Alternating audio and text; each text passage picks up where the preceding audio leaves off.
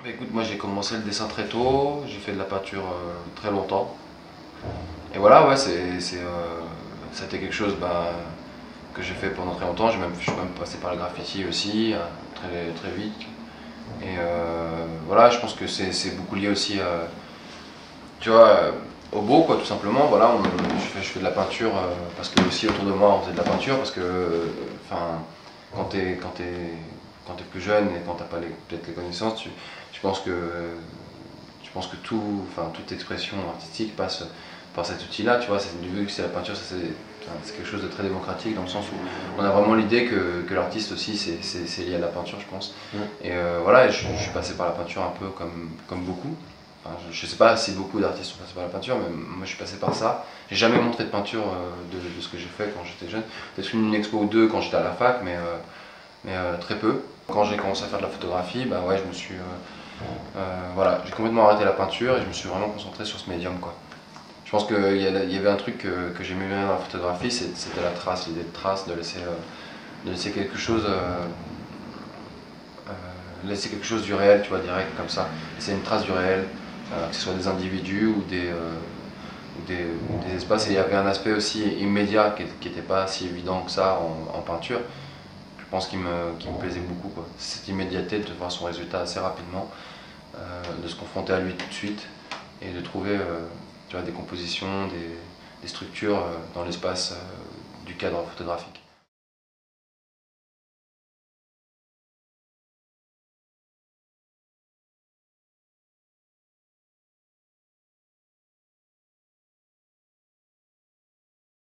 Au début, je te dis, moi j'ai fait un premier travail sur Châtelet Halles avec une amie, Anouchka, où on a fait des photos simplement des gens qui s'habillaient en Lacoste, tu vois, c'était une manière aussi de laisser une trace de cette génération-là. Et Comme un effectivement, témoignage. ouais, voilà, une sorte de témoignage, quoi.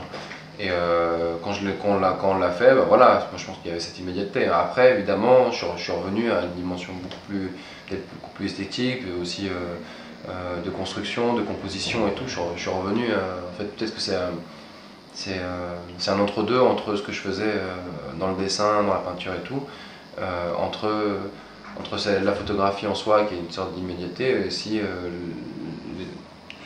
le choix des compositions, des structures dans l'image et tout ça. Donc voilà, s'il y avait des parallèles à faire, dans Temps mort, enfin dans Périphérie, tu es beaucoup plus dans la peinture classique, et dans Temps mort, dans la série de photos, tu es beaucoup plus dans une autre période peut-être de la peinture, tu vois, où d'un coup tout commence à se déstructurer, où on arrive vers l'impressionnisme et tout ça, quoi.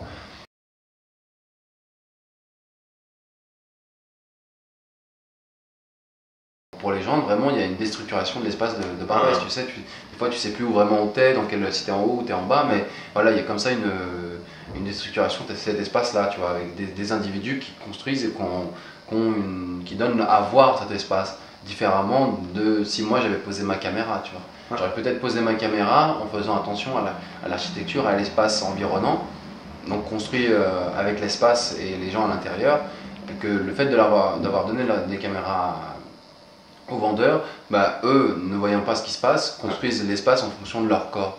Et là, il y a un truc moi, qui m'intéresse beaucoup, tu vois, par rapport à ça.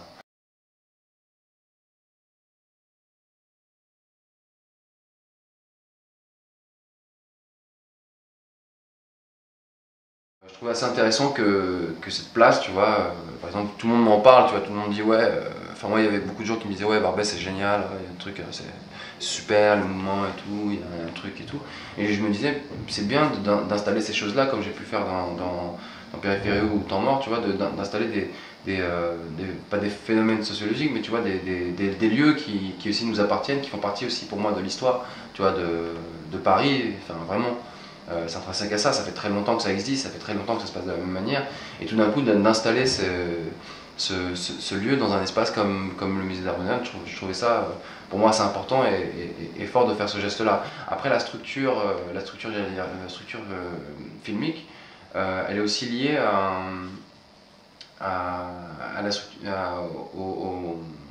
aux médias, c'est-à-dire que tu as beaucoup de systèmes de caméras cachées, tu vois, à la télévision, où tout d'un coup tu as des caméras cachées qui sont visibles à la télévision, et tout d'un coup c'est de réutiliser ces systèmes-là, ce langage-là en fait, c'est-à-dire le langage audiovisuel, et de se dire, ben voilà, ça c'est un type de langage qui m'intéresse, que je regarde, que j'ai beaucoup regardé aussi, et qui tout d'un coup peut faire aussi de l'écriture, qui peut devenir lui aussi une écriture artistique, tu vois. Il y a une certaine, enfin, je t'apprends rien en te disant qu'il y a une certaine écriture artistique qui est visible dans le monde de l'art contemporain, tu vois. On a un certain type de regard, tu vois, il y a une recherche à chaque fois, je vais dire, visuelle de la lumière, du plan, tu vois, de la recherche du bon plan et tout ça. Ce qui m'intéressait, c'est aussi de déconstruire ça, tu vois, de dire, bon bah voilà, il y a aussi d'autres types de langage. Après, je sais pas si j'ai réussi mon pari, tu vois, voilà, c'est un film, c'est ni un documentaire, c'est ni une, c'est ni un film, c'est ni un court-métrage. Pour moi, c'est juste une pièce, c'est un geste, tu vois. Vraiment, en soi, ce film reste un geste.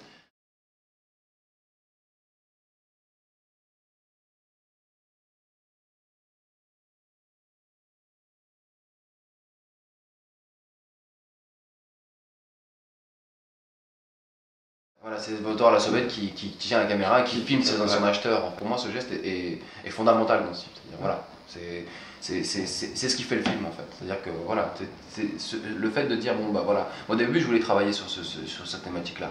Donc voilà, vraiment d'installer ce film-là au musée, ce lieu-là qui pour moi est un lieu légendaire, tu vois, vraiment il y a toute une histoire. Mais le truc c'est que moi au départ je voulais les filmer, donc et je trouvais que ça fonctionnait pas, tu vois, je me disais mais c'est pas la bonne solution. Pour moi c'est cette sorte de problématique à chaque fois, il y a une problématique qui est celle-ci, je veux faire un film sur ce lieu, comment je le fais? Et d'un coup de dire mais oui, pour moi il y a aussi ça, c'est que l'image est un pouvoir, tu vois. C'est-à-dire qu'elle dit quelque chose, elle raconte quelque chose au spectateur qui va regarder cette image-là. Et donc à partir du moment où c'est un pouvoir, le fait de leur donner cette capacité enfin, de leur donner ce pouvoir-là, de montrer aussi eux la manière qu'ils peuvent avoir de voir les choses, tu vois, enfin de voir ce monde légal, parce qu'au final c'est vrai que les types de caméras cachées, elles vont regarder l'illégal, tu vois, elles ont un regard, tu sais, d'accusateurs presque, tu vois, de ces gens-là. Mais là tout d'un coup, ces gens qui sont d'habitude dans des situations illégales, ben, vont regarder le spectateur au final, c'est ça.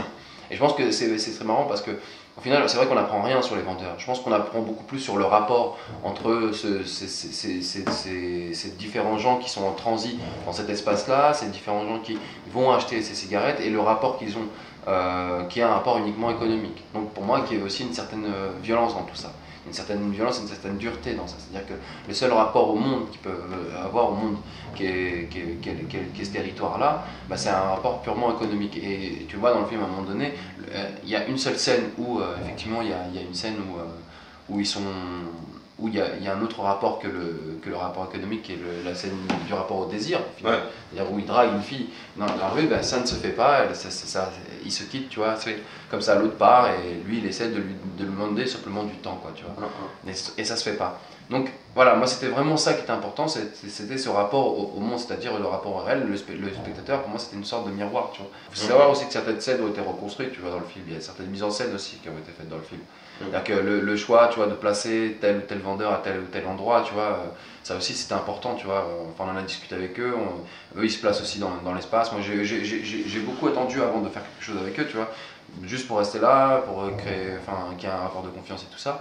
Et après on a pu jouer et réfléchir à comment faire.